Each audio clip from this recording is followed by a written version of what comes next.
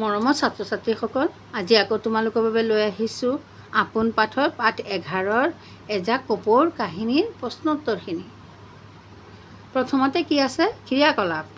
অৰ্থৰ সৈতে চিনাকি হওঁ আহা। বিচৰণ। বিচৰণ মানে ঘূৰি ফুৰা কাৰ্য। গোট খা মানে একেলগ হ।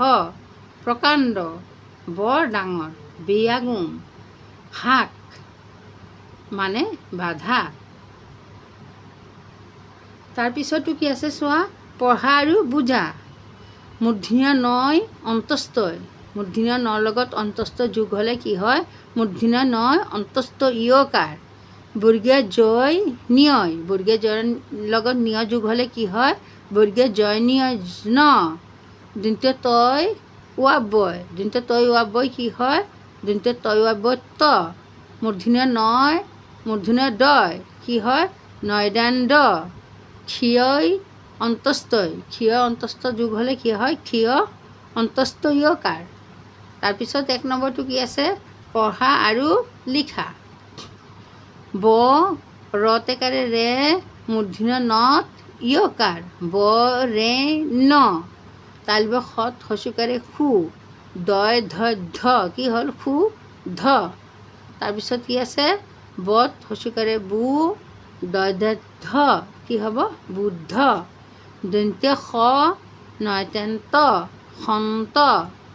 হ দন্ত্য ততাকাৰে তা ওপৰত ৰেপ হৰ হৰ তা।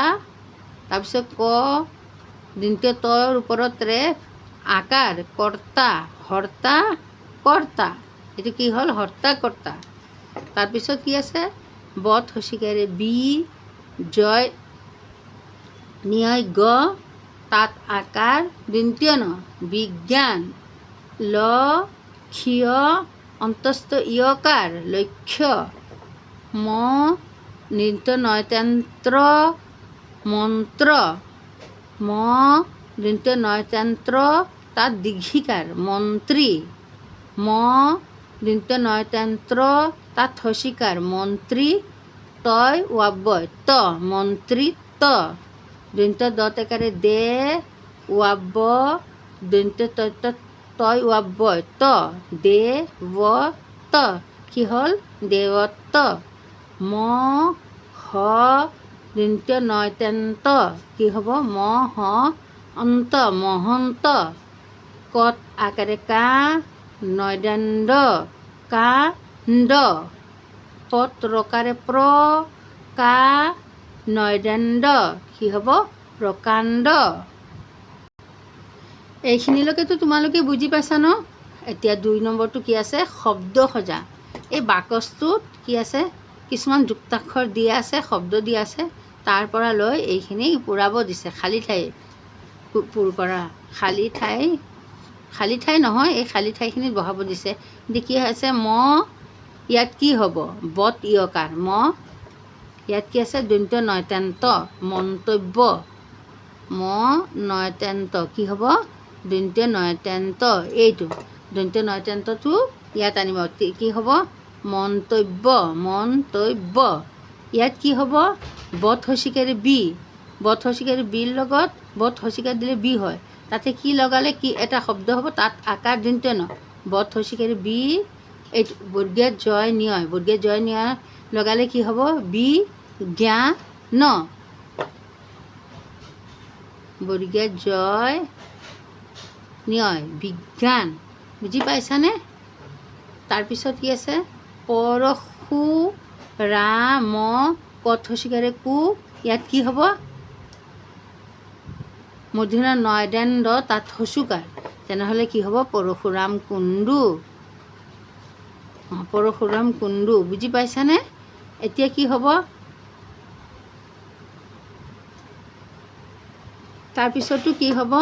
হস্যও আছে আকাৰ ৰ। ইয়াত খালী ঠাই আছে। কি হ'ব? হস্যও এইটো দৈধ্য ধ তাত আকাৰ ৰ উদ্ধাৰ। দৈধ্য ধ তাত আকাৰ ৰ উদ্ধাৰ। বুজি পাইছানে? ইয়াত কি হ'ব? দন্ত্য ক্ষয় উয়াব্যয় স্বাধীনতা স্বাধীনতা। তাৰপিছত কি হ'ব? বনধেন্ধ বন্ধন।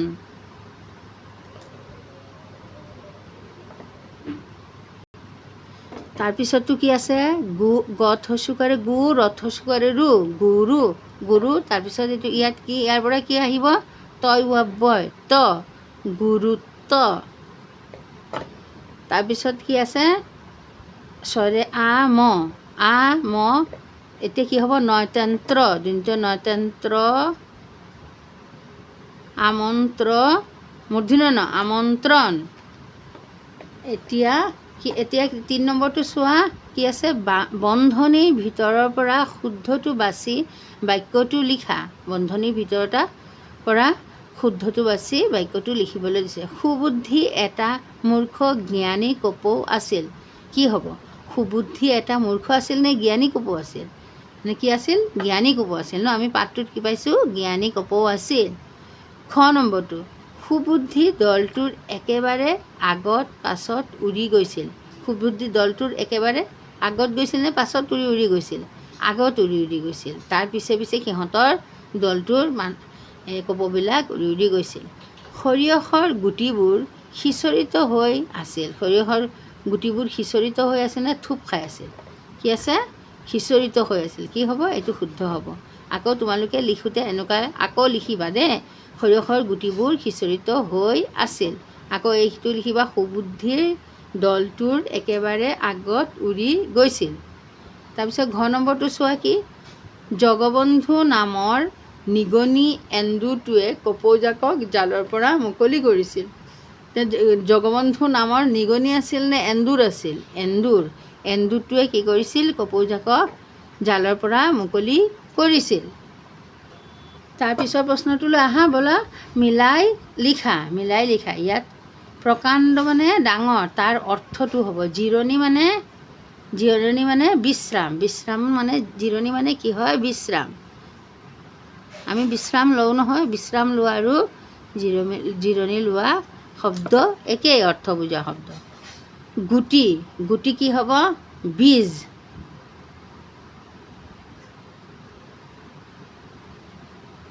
তাৰপিছতো কি আছে চোৱা বন্ধু শব্দৰ অৰ্থ একে অৰ্থ কি হ'ব ইয়াত আছে দন্ত হাবি মুকলি বীজ ডাঙৰ ৰক্ষা বিশ্ৰাম মিত্ৰ মানে বন্ধু আৰু বন্ধু মানে মিত্ৰ। ইয়াত কি বহিব মিত্ৰ।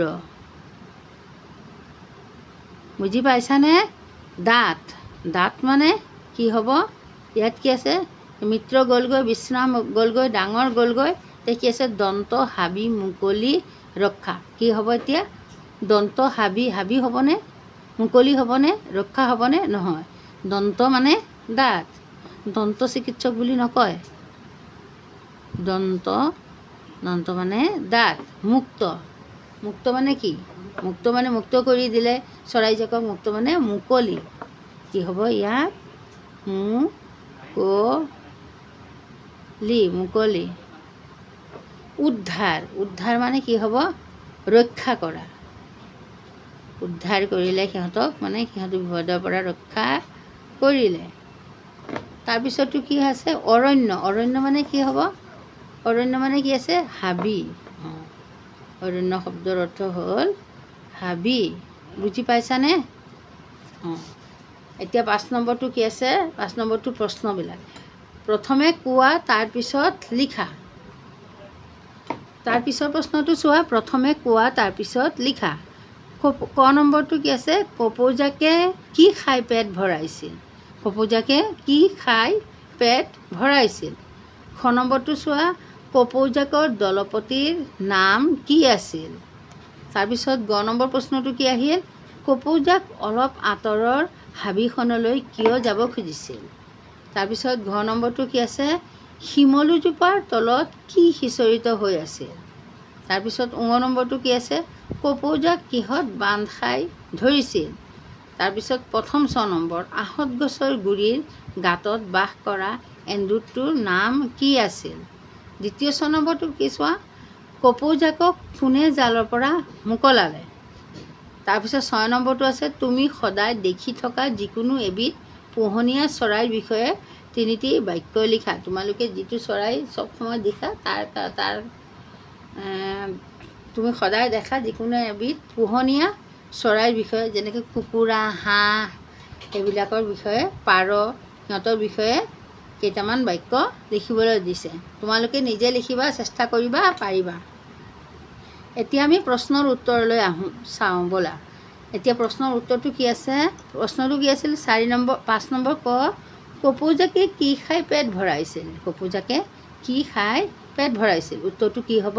কপৌজাকে গছবোৰৰ পৰা পকা গুটি খাই পেট ভৰাইছিল। কি খাই পেট ভৰাইছিল?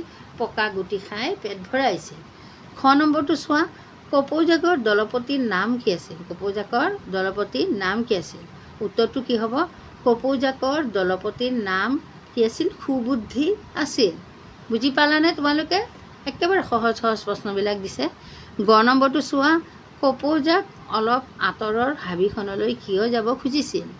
কিয় যাব খুজিছিল? হাবিৰ অলপ আঁতৰৰ হাবিখনলৈ কিয়? বনভোজ খাবলৈ কপৌজাক অলপ আঁতৰৰ হাবিখনলৈ যাব খুজিছিল। বনভোজ খাবলৈ সিহঁতে বেলেগ হাবিলৈ যাব খুজিছিল। এতিয়া ঘ নম্বৰ প্ৰশ্নটো চোৱা, শিমলুজোপাৰ তলত কি সিঁচৰিত হৈ আছিল? উত্তৰটো হ'ব, শিমলুজোপাৰ তলত সৰিয়হ গুটি সিঁচৰিত হৈ আছিল। কি গুটি সিঁচৰিত হৈছিল? সৰিয়হ গুটি। এতিয়া ঙ নম্বৰ প্ৰশ্নটোলৈ আহা, কপৌজাক কিহত বান্ধ খাই ধৰিছিল? কপৌজাক কিহত বান্ধ খাই ধৰিছিল? কপৌজাক জালত বান্ধ খাই ধৰিছিল। প্ৰথম 6 নম্বৰটো চোৱা, আহঁত গছৰ গুৰিৰ গাঁতত বাস কৰা এন্দুৰটোৰ নাম কি আছিল? কোৱাচোন কি নাম আছিল? আহঁত গছৰ তলত যে সিহঁতক যে জালৰ পৰা মুকলি কৰি দিলে, আহঁত গছৰ গুৰিৰ গাঁতত বাস কৰা এন্দুৰটোৰ নাম আছিল জগবন্ধু। কি আছিল? জগবন্ধু। এতিয়া আহিল দ্বিতীয় 6 নম্বৰ, কপৌজাকক কোনে জালৰ পৰা মোকলালে? কপৌজাকক কোনে জালৰ পৰা মোকলালে? কপৌজাকক এন্দুৰ জগবন্ধুৱে জালৰ পৰা মোকলালে। কোনে? এন্দুৰ জগবন্ধুৱে জালৰ পৰা মোকলালে। এতিয়ালৈকে বুজি পাইছানে তোমালোকে? এতিয়া পাঠটো তোমালোকে বুজি পালানে? পাঠটোৰ প্ৰশ্নখিনি ভালকৈ বুজি পাইছানে? একেবাৰে সহজ সৰল আছিল, ধুনীয়াকৈ মই লিখাই দিছোঁ।